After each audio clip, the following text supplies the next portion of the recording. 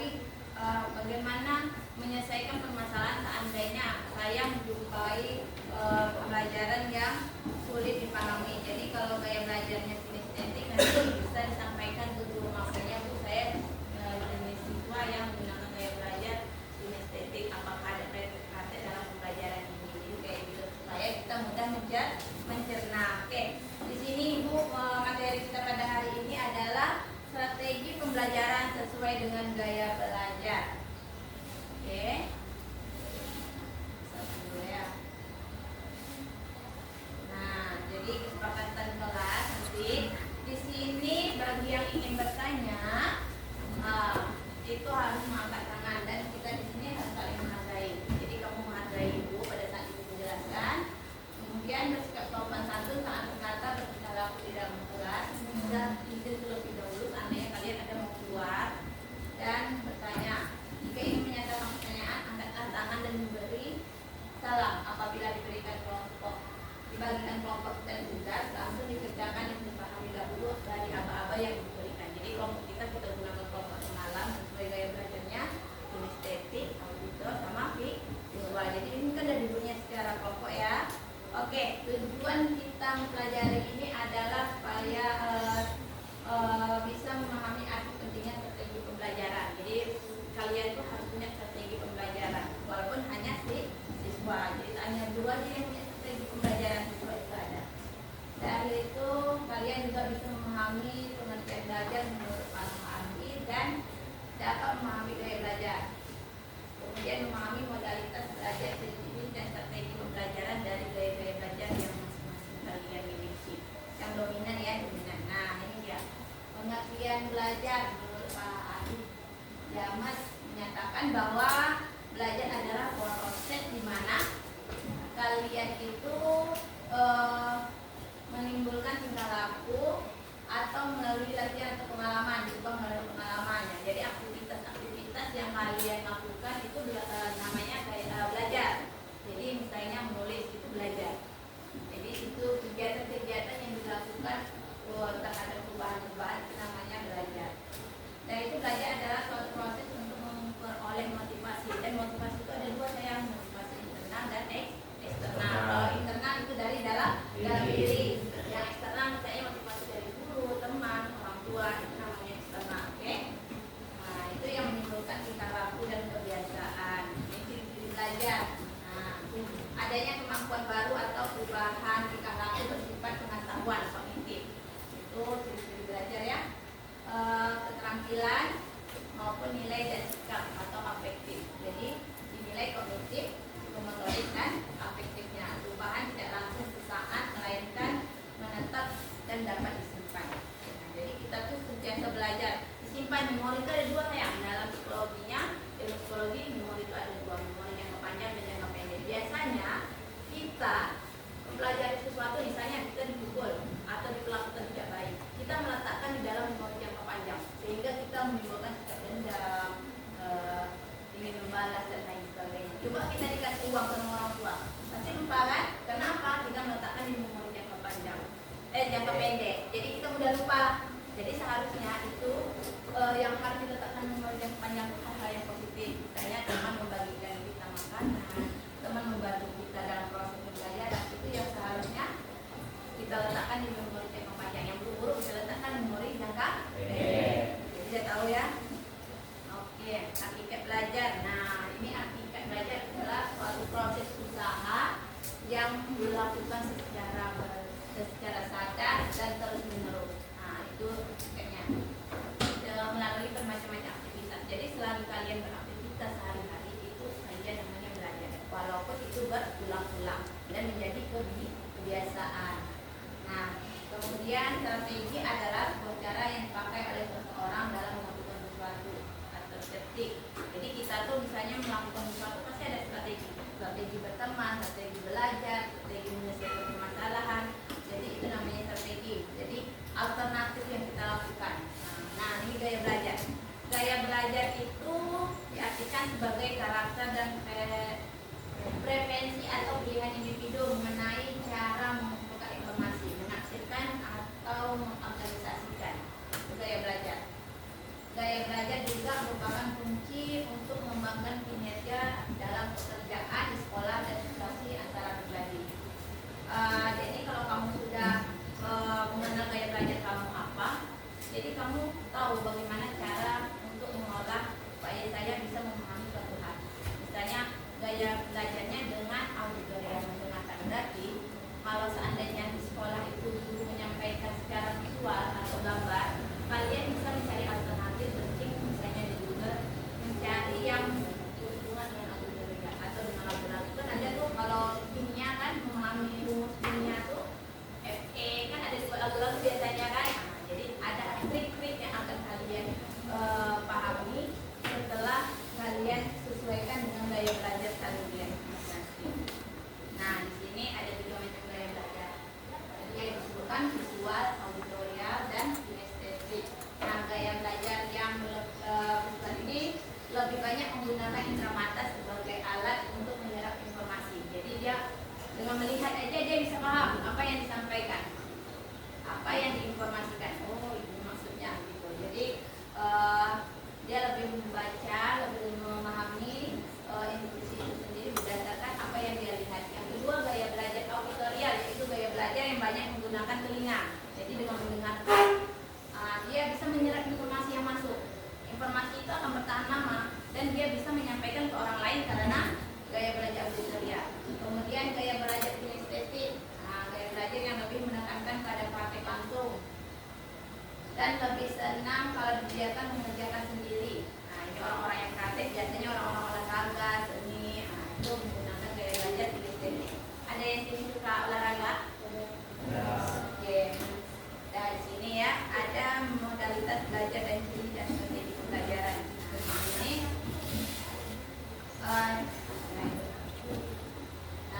nih ciri-ciri orang yang dengan visual, rapi dan teratur, berbicara dengan cepat, visual ya, dengan cara melihat, berencana dan mengatur jangka panjang lebih baik, teliti terhadap detail, mementingkan penampilan. Nah, nih, jadi kan kemarin dominan kan, kita ada yang dominan, Bu, dominan kami 80% adalah visual.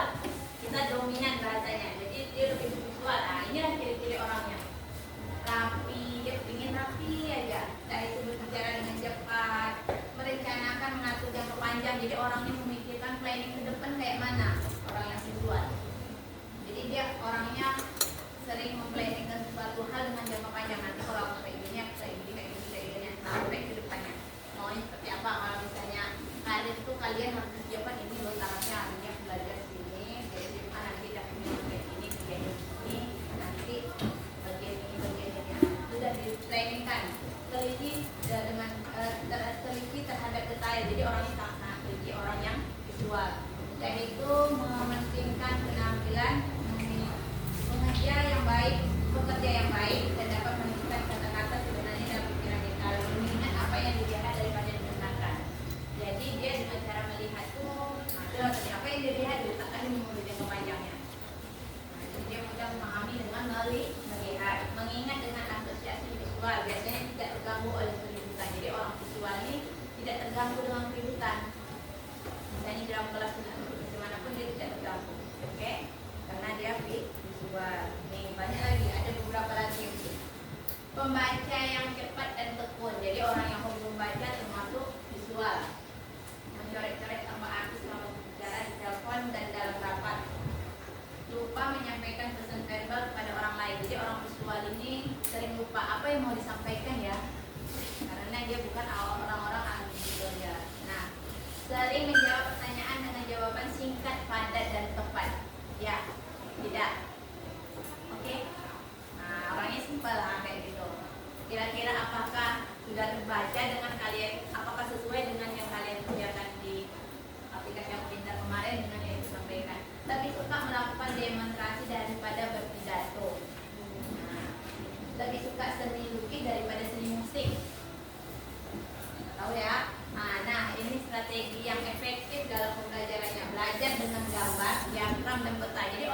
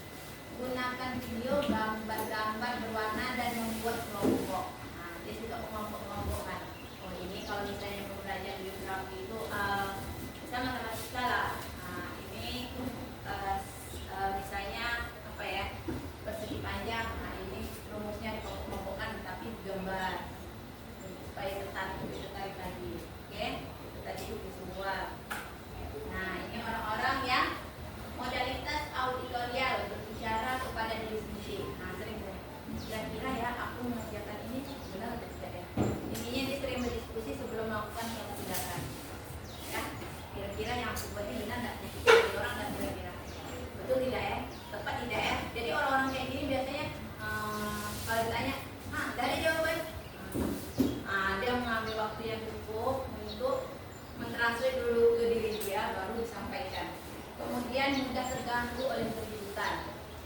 Itu efek negatifnya, mudah terganggu. Menggerakkan bibir mereka dan mengucapkan tulisan di buku ketika membaca. Jadi dia membaca itu termasuk membaca yang betul.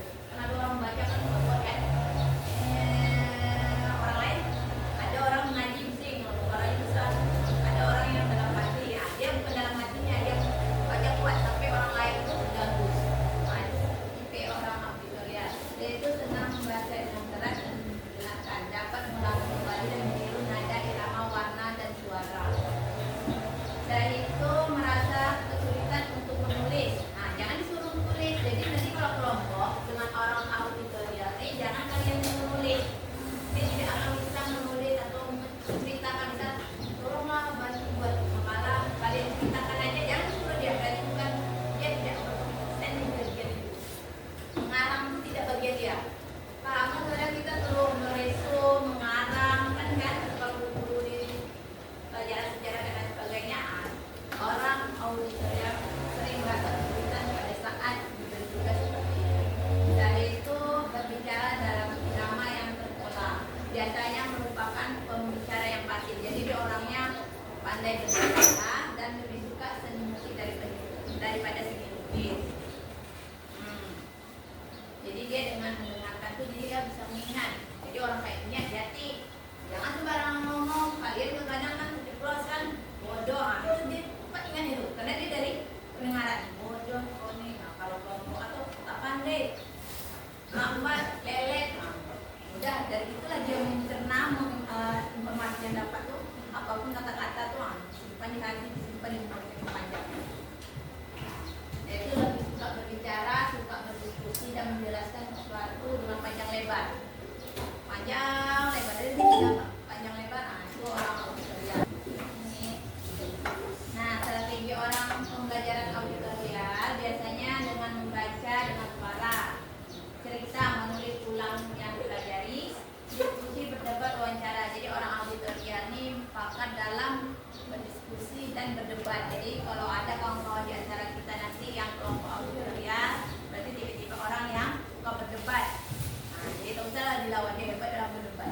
Yaitu mendengarkan melalui kaset, seminar, lokal karya. Jadi dia lebih kalau informasi itu lebih suka dia dalam misalnya melakukan seminar yang bersifat online kayak gitu. Kalau misalnya kira-kira yang disampaikan guru dia kayak kurang gitu. Dia lebih suka yang berhubungan dengan ada musimnya dan lain sebagainya. Oke? Dalam cerita ya berupa kinestetik. Nah nih orang ciri-ciri yang kinestetik berbicara dengan perlahan, menanggapi perhatian fisik, menyentuh orang untuk mendapatkan perhatian, menyentuh orang. Nah, itu orang kinestetik, dominan kinestetiknya.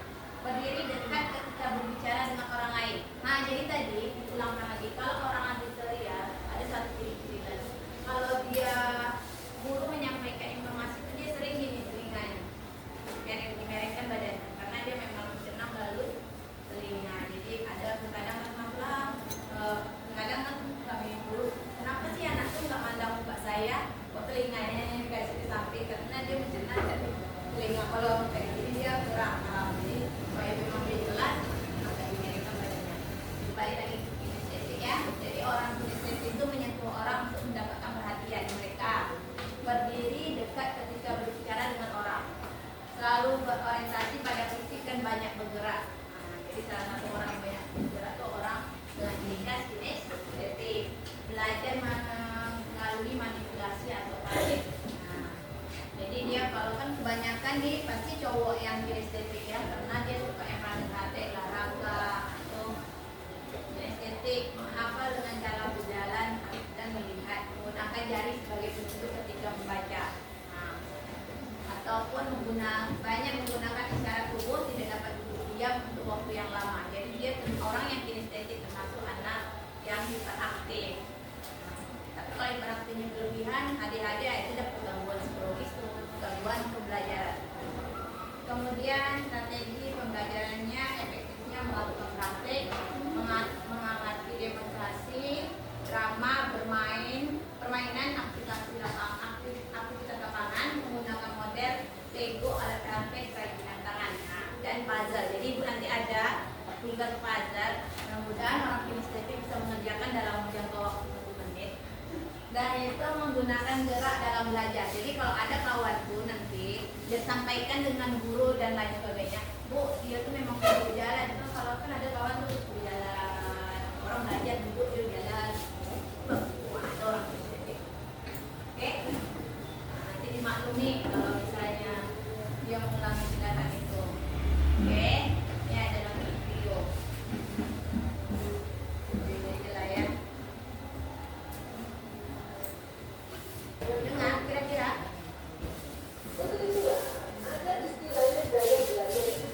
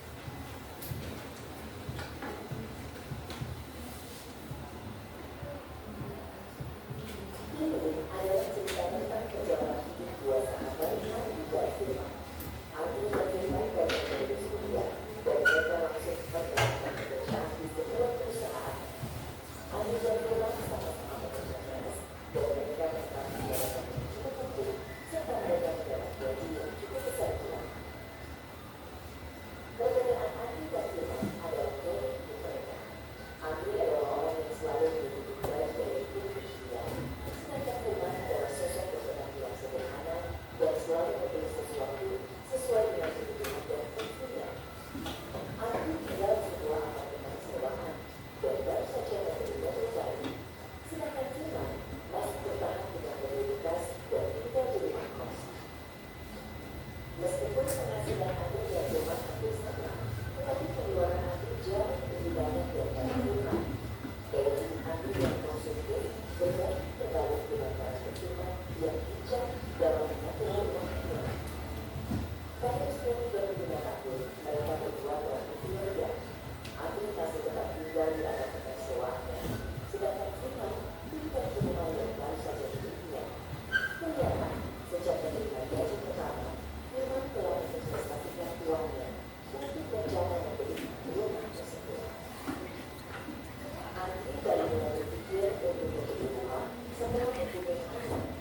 ketika disadarinya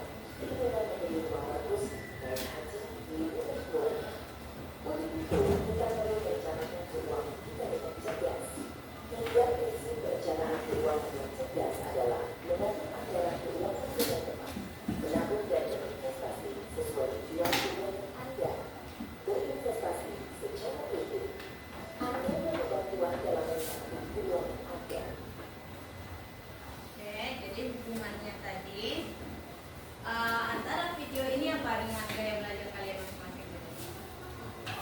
Hah? Apa? Auditori.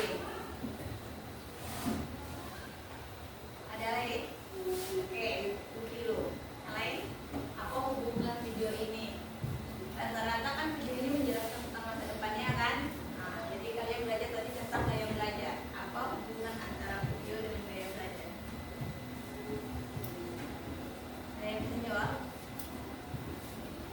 Auditorinya sampai mana?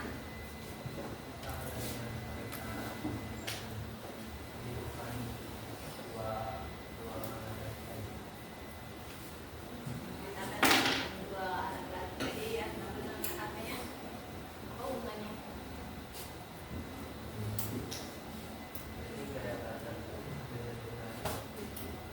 Menyenangkan. Oke, dijelaskan akhir. Lumayan. Jadi dari gaya belajar kalian tadi itu kalian bisa menghubungkan tentang video ini adalah salah satunya kan kita harus memplanning sesuatu. Planning sesuatu itu disesuaikan dengan gaya belajar. Kalau ini tadi kata menurut ini harus dengan auditori, mungkin karena gaya dominannya auditori. Kalau misalnya ada gaya belajar sistematik, apa alternatif supaya kalian bisa sampai perencanaan masa depan? Ini kan perencanaan masa depan berhubungan dengan gaya belajar di masa sekarang. Jadi alternatif apa yang harus kalian apa yang harus kalian siapkan dari sekarang untuk menuju masa depan. Jadi intinya kalian harus dari sekarang harus memplanningkan semua perencanaan kalian, arah kalian. Seandainya kalian belajar sekarang, nilai harus diperbaiki. Dan itu kemudian seandainya sudah dapat nilai nanti, apakah ada penurunan, kalian harus tingkatkan lagi. Dikonsultasikan dengan kegiatan-kegiatan ekstrakurikuler yang mendukung. Kemudian planning ke depan selama sampai kelas 3 jurusan yang akan kalian pilih untuk kedepannya apa, dan jurusan yang untuk nanti ke depannya itu apakah memberi ruang kerja yang besar pada kalian atau tidak, persaingannya kayak mana, itu harus kalian umumkan sesuai dengan keterampilan yang kalian miliki dari gaya belajar. Kalau orang punya estetik, misalnya besok karirnya ke misalnya guru olahraga, guru seni, paham? Jadi peluang guru seni itu 5 tahun ke depan atau 10 tahun ke depan bisa nggak? Begitu juga dengan orang auditori, misalnya dia jadi jurnalis atau tukang radio, apakah kerja di karir bagian awal tukang radio itu besar peluang kerjanya besok ke depan?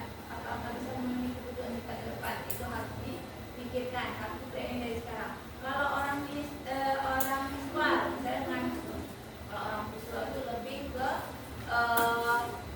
misalnya guru itu orang visual, apakah karir bidang guru ke depan itu masih bagus, peluang kerjanya masih luas. Nah, itu harus kalian planningkan dari sekarang. Jadi pilihlah karir ke depannya disesuaikan dengan gaya belajar yang dominan ada pada diri kalian. Jangan misalnya si siapa ya, Mazza misalnya, Mazza ini misalnya gaya belajarnya visual, dia ngambil pula guru olahraga, sedangkan dia tak sesuai kan. Jadi itu bisa nanti mempengaruhi karirnya ke depan. Kalau misalnya dia gaya belajarnya auditor, ya carilah karir yang berhubungan dengan auditor ya, paham? Nah, jadi untuk kedepannya kita ambil dari nanti ibu akan simpulkan lagi di pintar kan kalian ada kesimpulan dari gaya belajar masing-masing. Nah, nanti kalian baca lagi, pahami, dan itu sampaikan ke orang tua dan guru bahwa kalian ini loh bedanya gaya belajar.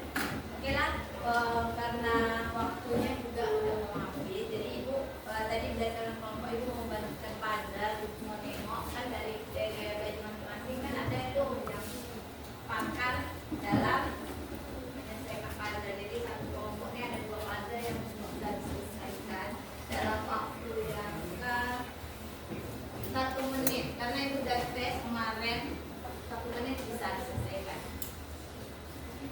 Ya, bagikan itu satu pada bisa saling berhadapan, bisa juga ini kan ada 4 ibaratnya, ada yang itu ada situ yang oke, waktunya 1 menit.